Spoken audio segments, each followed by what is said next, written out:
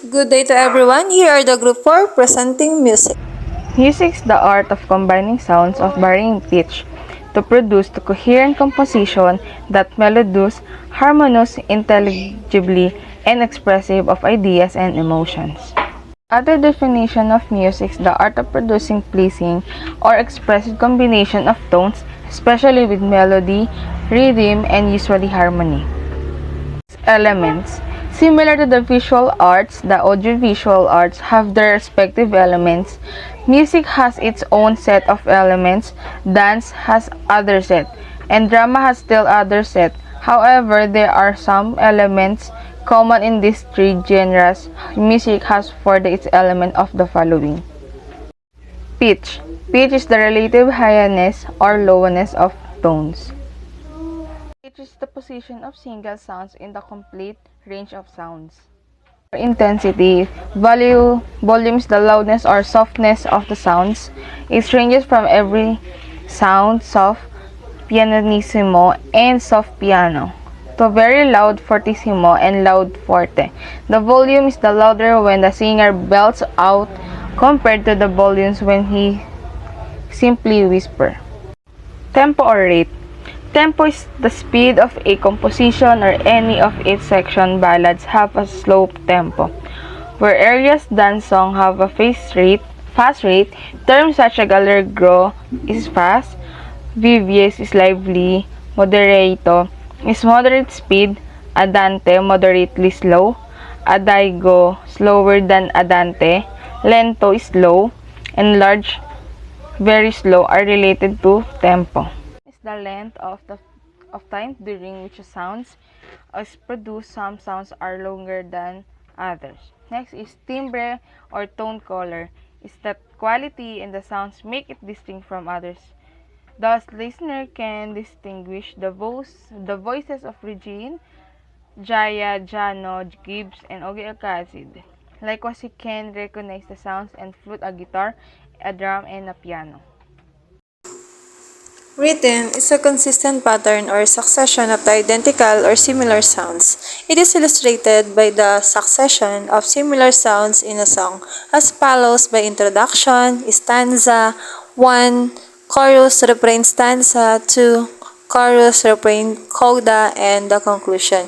If you have an experience to sing a song with the introductions and with the chorus of the songs, you need be a consistent patterns of the sounds in the different instances or the chorus or different parts of the songs. Melody is a series of consecutive tones that vary in pitch of duration, but for the line of individual significance and expressive value, it is an orderly succession of tones or musical sounds is the one remembered by the listener or the one he whistles or hums, especially so when he does note to the lyrics.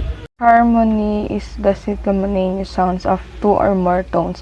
When the three or more tones are sounded stimulated, there exists of a chord. Texture. Texture is the number of tones expected to be apprehended simultaneous. It's either monophonic, of sounded of single melodic line without an accompaniment. Okay, for the form is the overall organization of the composition. It is with the shape, structure, and coherence. All the musical elements are put together to come up with the cohesive whole called form. Jose Palma lyrics. If you are familiar with the Philippine national anthem, of course, we are the Filipino. It's entitled to Lupang Hinirang. It will arrange into a march by Julian Felipe.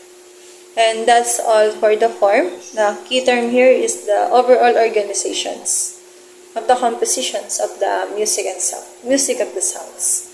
And also putting together to have a cohesive whole form of the music. And that would go for the formations of the music. Thank you. Okay, good day to everyone. I'm Mary Grace Amores for the continuation of this report. Okay, moving on for the kinds of music. What are those? According to Botus, the most eloquent music writer of the Middle Ages. There are three types of music. These are musica mundana, musica humana, and musica instrumentalis. Musica mundana is a music created by orderly relationship found among the planets and the changing seasons of the world. Usually, one of the example here is the Christmas season music or the New Year's music or the birthdays music. Usually, it's relations to the planets or planet seasons in the world. And another one, second, is Musica Humana. Musica Humana is a music created by human beings by unity of body and the soul. One of the example here is the love songs or the church songs, mga worship songs. And for the third example, here is Musica Instrumentalis. What does it mean? Musica Instrumentalis is the music created by musical instrument by Lamucho 2003. Usually, the one of the example here is the orchestra music with instrument or the guitar performance with banda and the different performing artists using vocal music and combinations of instrumental. Moreover, music is classified into vocal music, instrumental music, and a combination of two.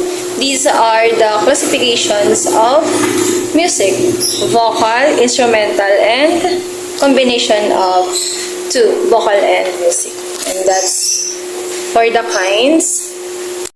Okay, for the next slide, figure 5.2, Julian Felipe, composer of the Philippine National Anthem, vocal music. Vocal music is the music produced by the voices of singers. Okay, one of the example here is the Philippine National Anthem that will sings inside the schools by producing voices only or singers without instrument. These are the one example of vocal music. And the singing is done without accompaniment of musical instrument. That's what I've said earlier. Vocal music is rendered and a cappella. And cappella, instrumental music. Instrumental music is a music produced by musical instruments. It's exemplified by the orchestra performing without soloists or the group of singers. Diba? We highlight here the examples of vocal music is by performing using a voice without instrument and instrumental. Of course, singing with instrumental like the performing artists in a band. If you have an experience to going to the Paddy's Point, there have a group bands here that performs using the different instruments like a drum, drum, guitars, or different instrument while singing, diba? Okay. For the mixed music or mixed ensemble. Mixed music is a combination of vocal music and instrumental music. Mixed ensembles usually perform in a mass, requiem, mass, opera, oratorio, and cantata. Even a symphony orchestra may employ a vocal soloist or chorus. Usually, if you have an example, if you have an experience when you are going to the province, you experience here the performance in the fiesta like orchestra brand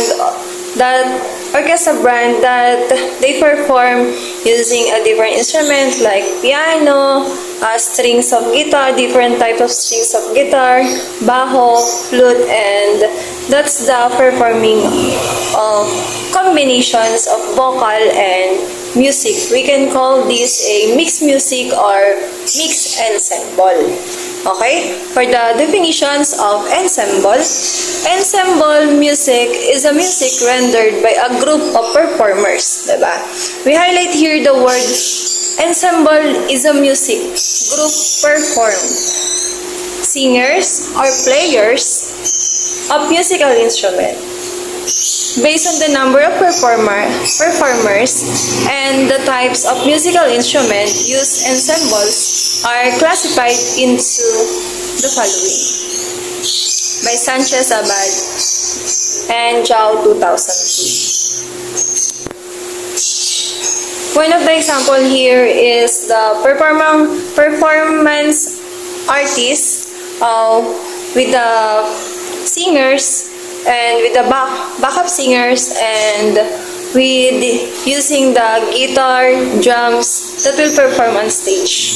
And the other example here is a group of people or person who will perform with vocal music and using the instrument.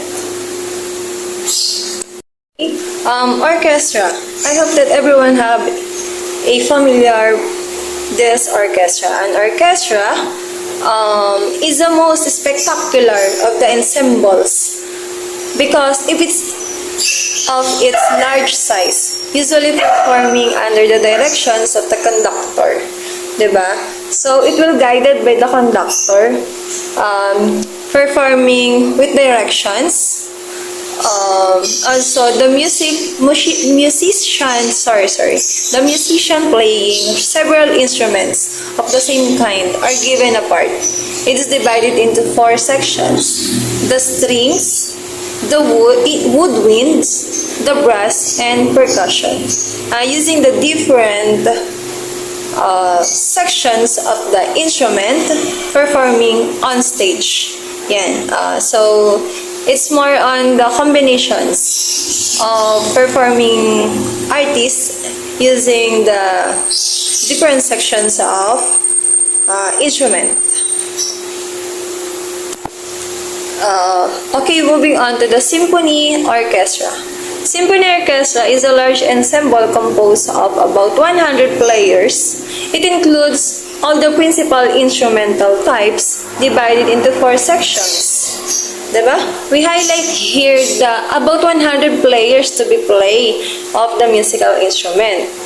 And it has 4 sections, each which has at least 1 instrument, which falls under each of 4 basic ranges: soprano, alto, tenor, and bass. One of the example here is the performing at the parade, diba? They use the different instrument like bass, bajo, and guitar, drum, violin. Yan. This is one of the example. Okay, for the next slide, concerto.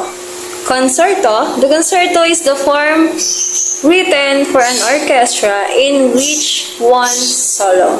So we can call it this as soloist performance. Using the instrument, for example, a performing artist like Don Moen, if you are familiar of his different performing in the YouTube, like the Christian songs, worship songs. Don Moen have an experience that he performed a solo using a piano. Diba? They sing a song for the Lord with the worship. He can sing along using a piano, or if you have an experience to watch the other performing artists using a violin, or a performance artist using a guitar. One of the best example here is a solo performing using the one instrument. Yan. Okay, moving on for the next slide is rondalla. Is a band usually composed of strings, instruments, bandurria, loud octavia, piccolo, guitar, and bajo. Diba? It's composed of strings instrument. I hope that everyone have a familiar of the strings instrument. It's the best known as the instrumental group in the Philippines today. if you have an experience of air supply, different bands that using a guitars, it may be the best example of a rondallia band. And another bullet is chamber ensemble. What is this? Chamber ensemble is a small group, diba? Before we tackle about the large group, it is the symphony orchestra. And now, we tackle about the small group. We can call this a chamber ensemble. Okay? The number of the musical instrument range from 1 to 9. Diba? Chamber music written for only one instrument, violin, cello, flute, oboe, horn, etc. It is also called solo sonata. Diba? For 2, duo. For 3, trio. For 4, quartet. For example, a piano quartet or a string quartet. For 5, quintet, diba? For 6, sextet. For 7, septet. For 8, octet. And for 9, and sonnet, so on and so forth. Diba? These are the small group.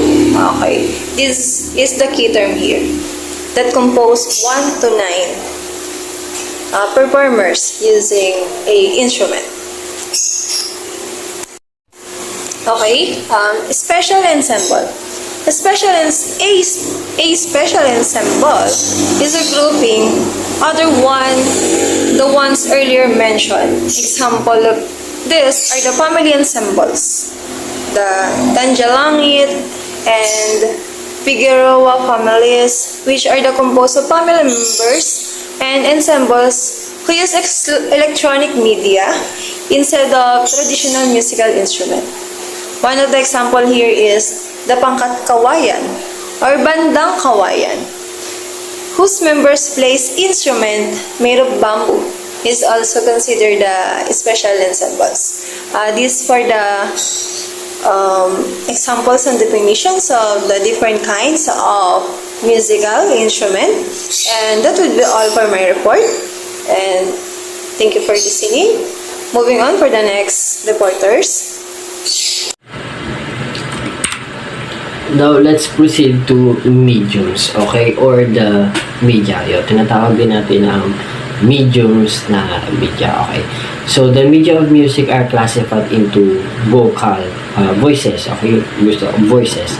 And also sa instruments, okay?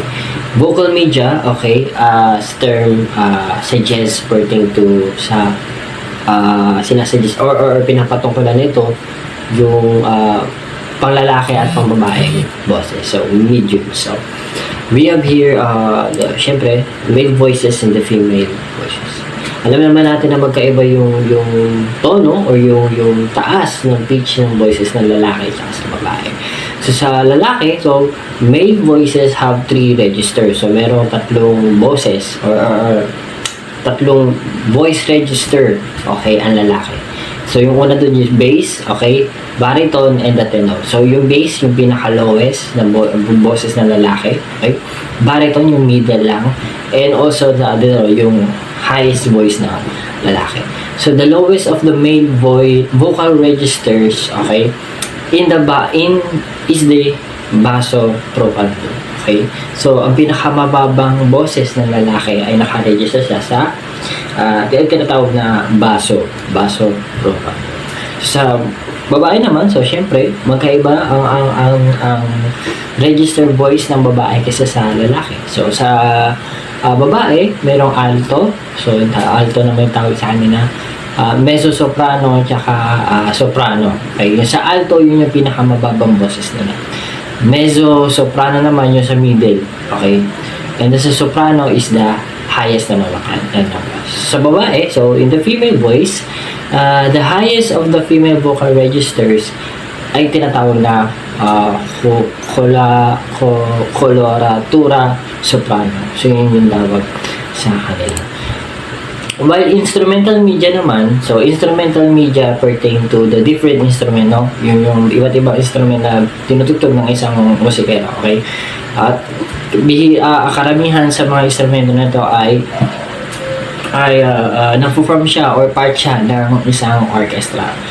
Based on how their sounds are produced, they are classified into string, okay? Classified siya as string or string wind, percussion, and keyboard instrument. So, yun yung ibig sabihin ng instrumental media. While in the string or string instruments, okay, yung mga string, so yung, sige, makaklasify natin yung kasama din dito yung gitara, okay? Violin, okay, violin. What else? Ukulele, yan, mandolins, harps, what else? Ano ba ba? Bass, okay, electric, okay, yun yung lahat ng string, okay, na instrument, okay, dun siya nakaklasify siya as string or string instruments.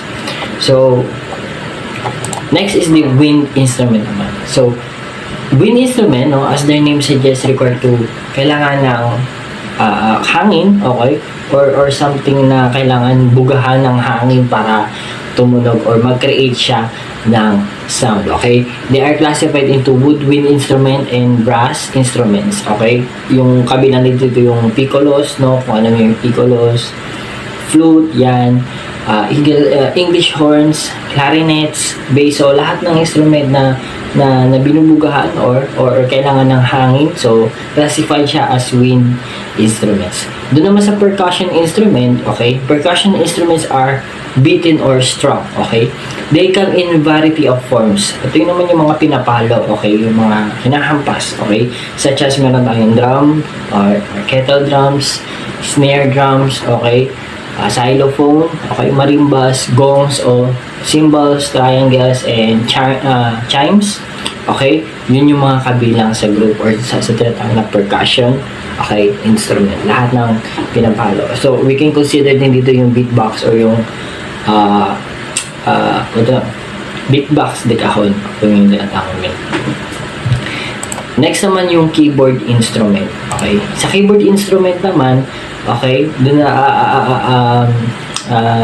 the keyboard itself, yung pangalan nila, okay, it have keys which are pressed to produce the desired sound. So, yung pinipindot, okay, pinipindot. So, include dito yung piano, okay, one of the famous example ng keyboard instrument, piano talaga. And meron tayong organ, so magkaiba yung piano tsaka yung organ, pero same sila na keyboard na pinipindot.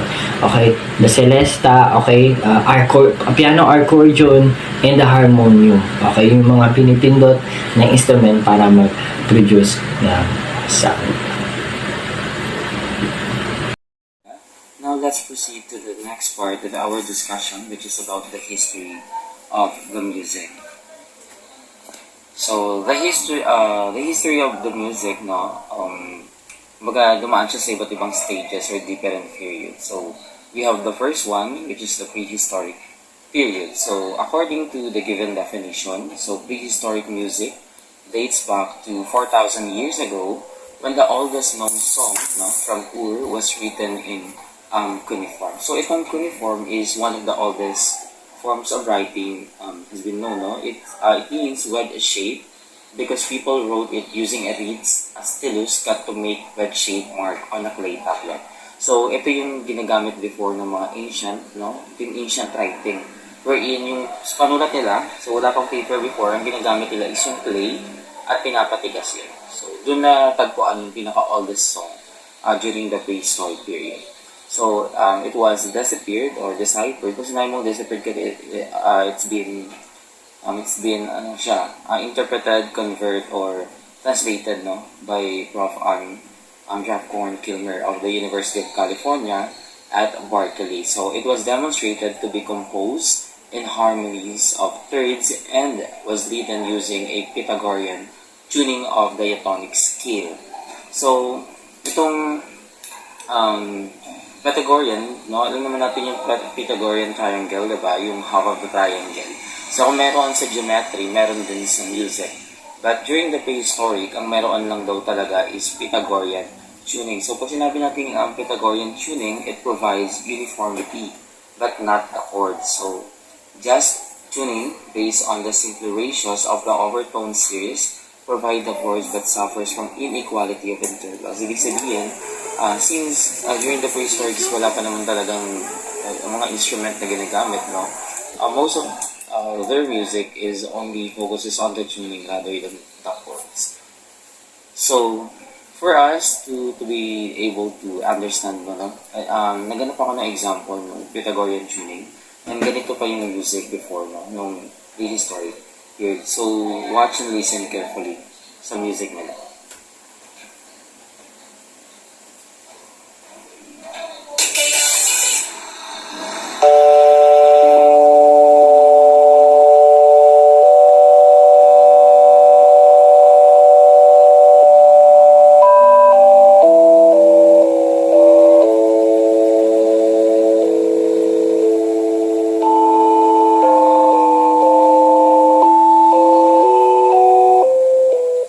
So, kung papansin nyo, ano siya, para siyang super plain lang talaga. So, yun yung example ng Pythagorean tuning during the prehistoric period. So, now let's proceed to the next period, no, in the history of the music, which is the Greek period. So, according to the given definition, so music during this period is exemplified by the epitaph of Cycellus, correct me if I'm wrong, during the 1st century AD. So, engraved on tombstone in Tralles, Asia Minor, and the hymn to Apollo, 2nd century AD, by Mesonides of Crete, Lamuco et al. Year 2003. So, itong epitaph of Cycellus is the oldest surviving musical piece in existence. So, this gives us a glimpse as to what the music of ancient Greece was truly like, and the piece is still being performed today. So, pinapakita dito kung ano nga ba yung music na meron before, no, dun sa mga piece. And ito namang tombstone, naka-engrave siya sa tombstone ng Tralles. Ito yung sa libingan, no? And matatagpuan sa Asia Minor. So, ang Asia Minor before ay considered that one because of, siguro sa colonization. Kasi according to my research, ang Asia Minor ngayon ay, there are actually a lot of independent country na napag-iwalay na sila. It includes the Italy, mayroong Greece, yan, Albania, Macedonia, Bulgaria, Turkey, Egypt, Libya, Israel, and Lebanon. And the hymn to Apollo. So, itong hymn to Apollo naman, it describes the birth and origins of the sun, God Apollo. Okay, born to the minor goddess Leto after being impregnated by Zeus. So, para mas maintindihan natin, pakinggan natin yung munang binanggit, no? Yung music about sa epitaph of Cycellus. Ano nga bang meron dito?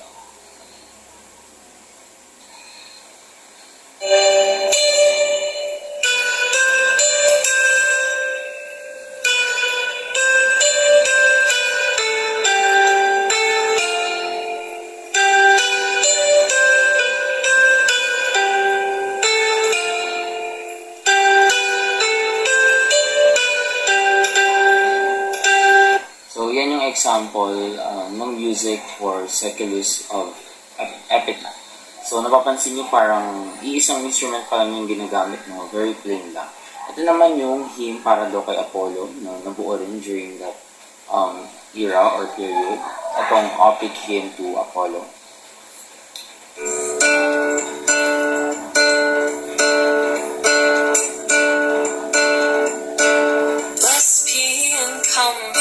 To my prayer, illustrious power and being tragic being.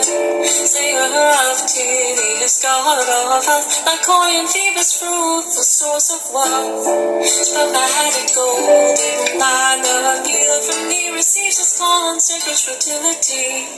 Titanic Herodians, minion I see, like thunder straying hollow, Delphian king world like that. So, hindi na natin tatapusin dahil medyo mahaba, pero isa yan sa music, no, or yung focus ng music during the Greek period. So now let's proceed to the next period, which is about the Roman period. And according to the given definition, so vocal and instrumental music, the lyre, the trumpet, and drums. So kung mapapansin nyo, nadagdagan na, no?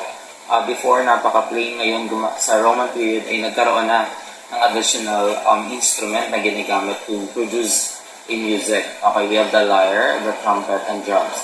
So, form part of the daily lives of the early Romans. So, form part of the daily lives, ibig sabihin yung pang-araw-araw na, of course, mamumuhay nung during that Roman period. No? Songs and operas based on the literary works of renowned writers were among their entertainment farce according to Lamocon et al. Year 2003.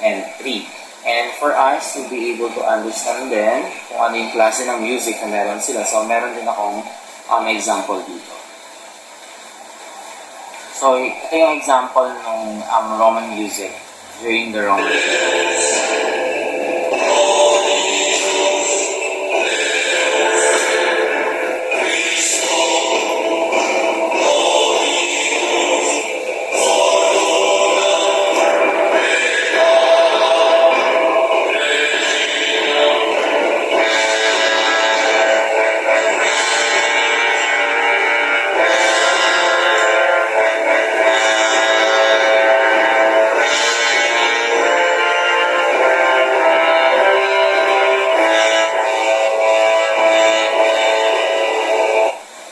Mapapansin nyo dun sa instrumental or dun sa style ng music na meron sa Roman. So parang ano siya, no? Yung parang mandirigma yung dating. So ganun siya kasi more on trumpet siya, more on lyre, and more on brass. Parang ganito yung parang yung music nila is yung ginagamit sa mga movie kapag ka may war. So ganun yung dating music during the Roman period. Now we have the next part, which is the medieval period. From the word mid, okay? According to the given definition, so the only repertory of medieval music which has survived from before 800 to the present is the plain song liturgical music of the Roman Catholic Church. So ibig sabihin, nakapokus siya more on, or mostly, sa Catholic Church. Now, the largest part of this music is called the Gregorian chant. So named after Pope Gregory I, who is usually claimed to be the originator of the musical portion of the liturgy in its present form. So during the 9th century, okay, the earliest polyphonic music was sung, a form of parallel singing known as organum. So may binanggit na dalawa dito, no? We have the Gregorian chant and then yung organum. So pakinggan natin ano nga ba yung meron dun sa Gregorian chant and dun sa organum. So pakinggan nyo rin mabuti. So ito yung example ng Gregorian chant na research ko, and of course it was being produced during the medieval period.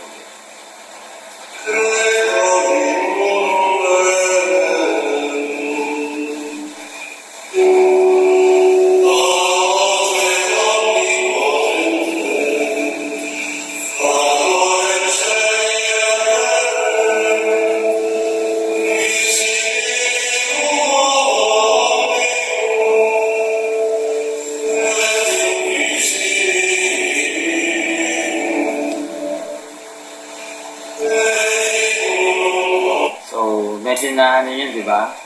So, imagine niyo yung style ng music na ginagamit nila. And then yung last one pa na nabuo nila.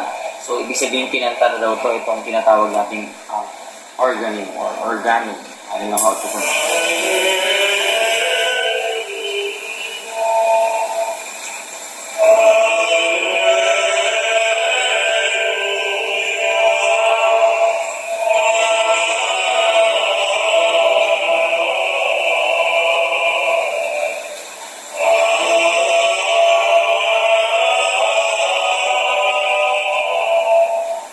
So, if you notice, yung style ng music nila, kaya nga nabanggit yan, so liturgical music of the Roman Catholic Church, kasi parang more on it was being produced to contribute or sabihin natin para ilaan dun sa Catholic Church. Yung style talaga na ginagamit nila during that medieval period is para sa church. And I think, itong style ng music na to ay gamit na rin naman, especially sa ating mga Catholic religious yan, di ba? Yung mga Catholic religion.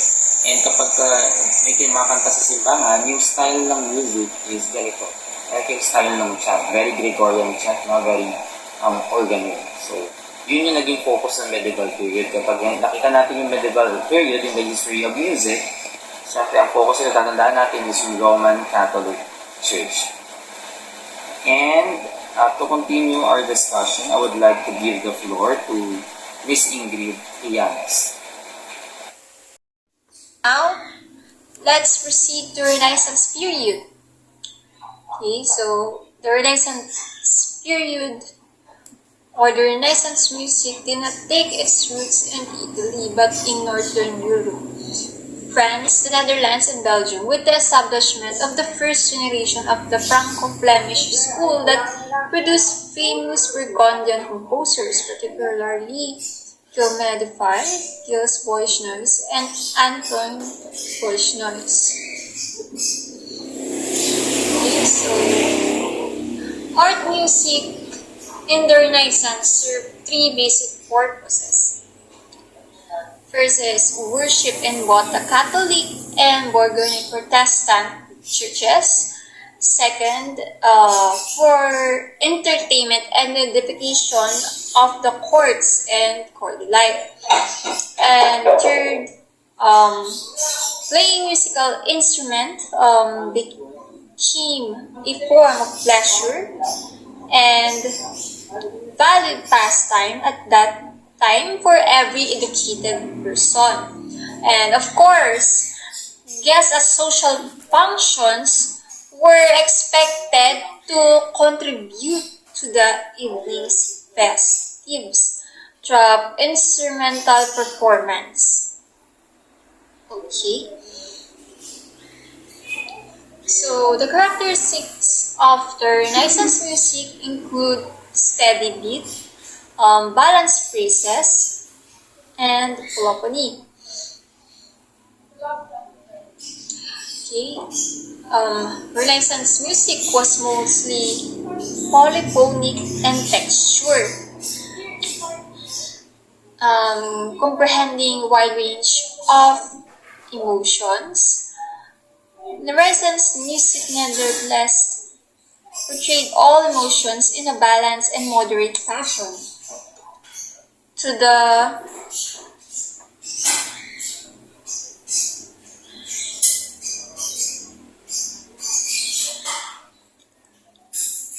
Now let's listen to the example music of Renaissance period.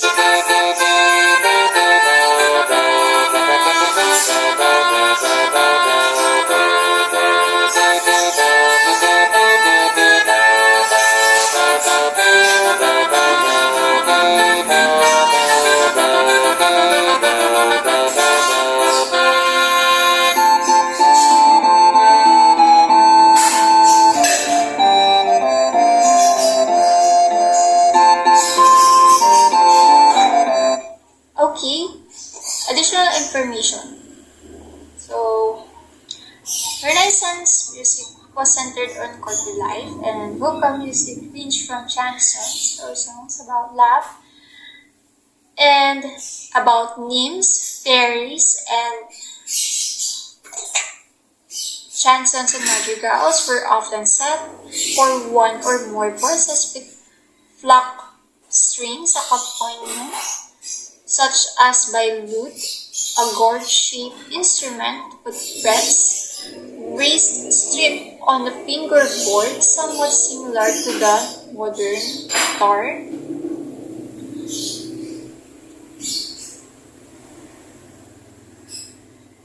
Okay, now let's proceed to Baroque period. During this period, instrumental music became dominant and most major music forms were defined, while counterpoint was one of the major forces in both the instrumental music and the vocal music of the period.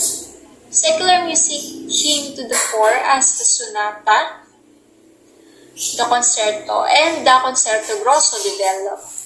Johann Sebastian Bach, George Frederick Handel, and Antonio Vivaldi were the three outstanding composers of the period. Okay, so Baroque music is a style of music that prevailed during the period from about 16th and 17th century, known for its grandiose, dramatic, and energetic spirit, but also for its stylistic diversity.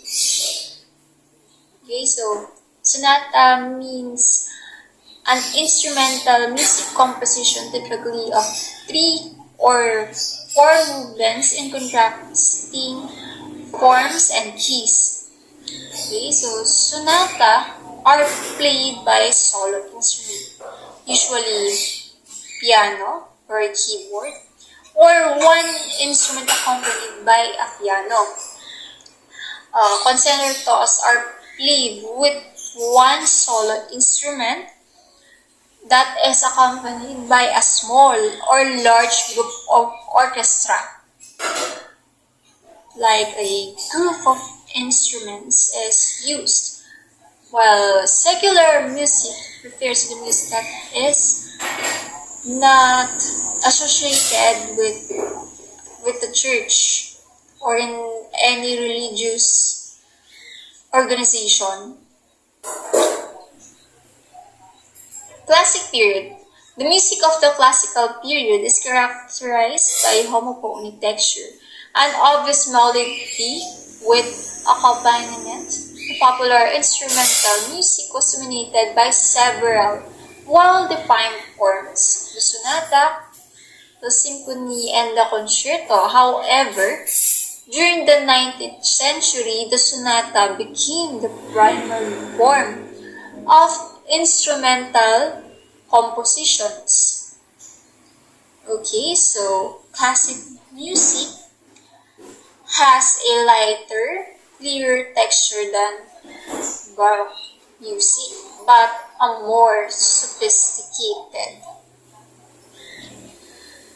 Okay, so in classic period, writing and performing music considered as the light and greatest number of people was a primary goal of this era.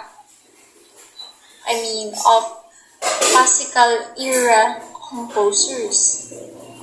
So they wrote 8 words with clean balance and elegant sound. For this reason, classical era is much largely homophonic with simpler melodies, supported by subordinate harmonies and more significant use of chords. Okay. So, here is an example of classical music. It is Haydn Symphony number 14 in E major by Franz Joseph Haydn.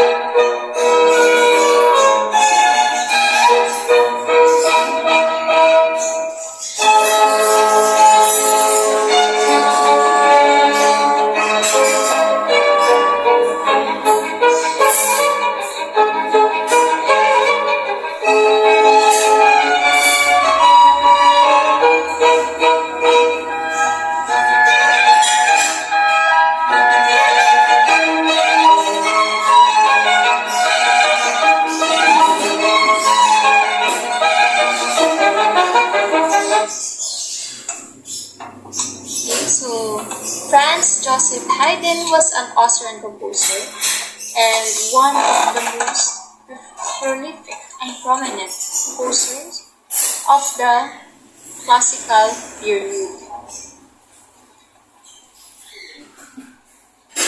Okay, Romantic period. During the Romantic period, music became more emotional.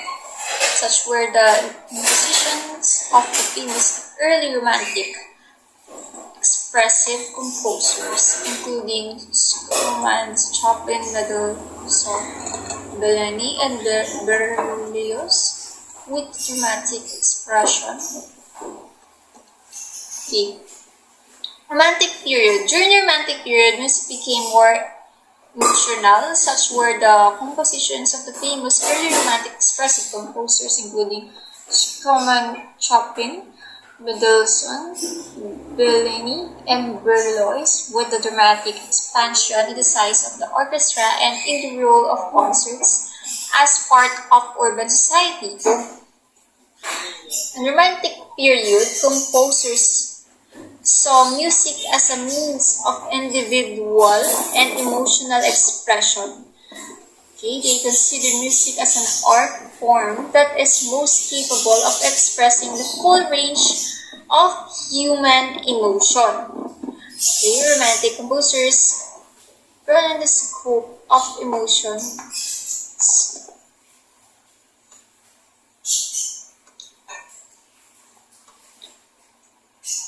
Composers in romantic period prioritize the emotional or narrative content of the music above its form, which is why they broke so many of the classical composers' roles. Okay, romantic composers at that time prioritized the emotional or narrative content of the music above its form, which is why they broke so many of the classical composers' rules. Romantic composers didn't reject or break with the musical language developed during the classical period, but they used its forms as a foundation for their work. Okay, now let's listen to Fantasy Impromptu by Frédéric Chopin. Okay, the opening is a dazzling technique used by Chopin. He effortlessly managed to combine melodic beauty and expression with passion and drive. Once again, thank you, Miss Ingrid. Now let's proceed to the last period, no, in the history of the music. So we have the modern, and kapag sinabi nating modern, of course, it is the contemporary era, no. Ito yung music, no, in our situation or in the present. Okay, ngayon. So according to the given definition, okay, a revolution in music listening occurred as the radio gained popularity worldwide and new media and technologies were developed not to record, capture, reproduce, and distribute music. Okay, so before, diba, using the radio, kasi I think bago naman talaga nabuo ang television, we have the radio. And using the radio, and I think gamit pa rin naman to sa mga provinces, so ito yung nagiging, sabihin natin, medium, no, para mapakinggan ng mga tao yung different music around the world. And because of the new media and technologies, no, mas napadali pa na maipakalat at mapakinggan itong different music na meron sa iba't ibang bahagi ng mundo, no? Itong technology, it can also record, diba? We have also the capture. It can reproduce, it distribute music. Wherein yung music ngayon, kung gusto natin siyang i-record dahil may napakinggan tayong music, possible na. Capture, no? Kung gusto talaga natin siyang ma-serve, ma-reproduce, ibig sabihin, it can also be duplicate na. Ganun na ka-easy using the technologies and distribute music. So music today is no longer limited to concerts and clubs, in as much as the almost obsolete cassette tape, the CD and the VCD, the DVD, the MP3, the MP4, and the computer are media generating music. So siguro sa mga batang 90s din, no, yung siguro kung naaalala nyo, ako honestly, naalala ko gumagamit pa kami nito before, yung mga cassette tape, yung mga CD na yan, yung VCD, DVD, MP3, and MP4 para mapakinggan yung iba't ibang music. And ang naaalala ko before, pumupunta pa ako ng com shop, or gumagamit pa nga ako ng parang yung MP3 na maliit yun, parang keypad, wherein kailangan mong mag-download pa, na pumunta pa sa computer shop para magkaroon ka ng music. But in today's generation, diba, because of the power na rin ng technologies, is napaka-possible na kapag meron kang gadget na hawak, kahit nasan ka man, kahit kailan, sa CR ka, nasa kwarto, nasa school, or nasa labas ka man ng bahay, diba? You can easily listen, download, and reproduce capture records ng music. And kung fan kayo ng Spotify, yung mga Apple Music, so ilan lang yun sa apps na nalikha, of course, to distribute and to reproduce those different music repertoire, no? Na one click mo lang kapag ka may internet ka and gadget, gaya nga ng sabi ko, is mapapakinggan mo na itong mga music na to. So, ganun na ka-advance in the modern era na. So, sabi rin dito, as such, music artists can quickly gain popularity nationwide and sometimes worldwide, di ba? Again, ibabalik natin because of the power of the technologies, di ba? Itong mga talented natin, yung mga bata, kabataan, sabihin natin yung mga adults na magaling kumanta, is mabilis na silang nare-recognize, di ba? Na kapag ka nag-post ka lang online and talagang may talent ka naman sa pagkanta, is mabilis mag-viral. So, ganun yung power ng technology na parang ang point ito is hindi lang napipili, okay, kung sino lang yung may kakayahan na mag-audition, kung sino lang yung kakayahan na mailabas at ay sila lang. So, ngayon, dahil kahit simpleng mamamayan ka lang, basta may cellphone ka na mag-video sa'yo, is kayang-kaya ka ng i-recognize, especially kung magaling ka sa pagkanta o sabihin natin sa aspect ng music. Music performances became increasingly visual with the broadcast and recording of music videos and concerts. So, before, di ba, ibabalik natin yung era ng music before, and it is as in pure music na, pero ngayon nauso na yung mga music videos. Ibig sabihin, bukod sa napapakinggan natin yung mismong kanta is, meron siyang visual, increasingly visual. Ibig sabihin, may nakikita tayo. It's either ini-interpret yung mismong music, either nakanandun yung mismong kumakanta, diba? And kung maalala nyo sa mga Disney movies, diba, yung mga BTS, yung mga behind the scene, kung pinapakita doon sa mga movie na kumakanta ay cartoon, pero kung papakita natin yung background, yung music video, is makikita natin na yung kumakanta talaga ay toong tao sa singing. So ngayon, hindi lang talaga pure music, meron na tayong mga visual, yung mga music videos, and yung mga concerts na usong-uso yun actually. And music of all kinds also became increasingly portable with the use of the headphones. And ang pinaka-latest ngayon ata yung earpods, no? Yung walang wire, yung mga wireless headphones, yun yung pinaka-uso ngayon. Okay, thus audiences are exposed to a wider range of music than ever before. Kaya nga nagsabi ko, naabutan mo sa pambatang ng sila. Magkakaroon ka lang ng sarili mong hawak ng music kung meron ka ng MP3 or ano ba kung MP4, MP3 ang tawag doon, or pupunta ka pa ng konsya. Okay.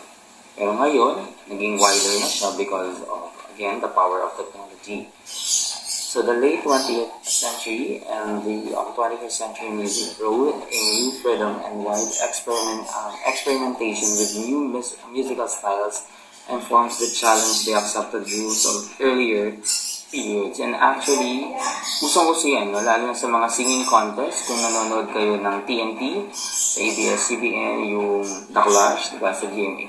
Kung napapansin natin, itong mga kabataan ay nagkakaroon na ng sariling style pagdating sa pagkanta. And minsan, ginagamit pa nga nila itong previous period, which is ini-enhance sila using their own style. So, ganun na ang nangyayari sa modern period kasi nabigyan experimentation. Ibig sabihin, minomodify nila kung ano yung nakasanayan natin music. Kung dati ay birit, ngayon is pinapadaan sa pakulot-kulot, diba? Pinapadaan na sa... And, of course, I would like to include na rin yung message mismo ng kanta. And I'm not comparing, pero kung para sa akin lang naman, kung pakikinggan natin yung all the songs and yung today's songs, diba? Napakalayo ng lyrics. Before, napakalalim ng mensahe, napakaganda ng mensahe. Pero ngayon, hindi naman lahat. Pero may mga kanta na kasi ngayon na kapag kasikat yung kumanta, kahit wala na kwenta-kwenta yung content, pero dahil ng music, uso, trending, diba? Nakakagain siya ng popularity, nagka-trending. So, I hope, diba, na sa mga future singers dyan, sana huwag natin kalimutan yung past. Kung ano nga ba talaga yung purpose ng music? Bukod sa pag-entertain. Dapat nakaka-inspire din tayo. So, in addition, the invention of musical amplification and electronic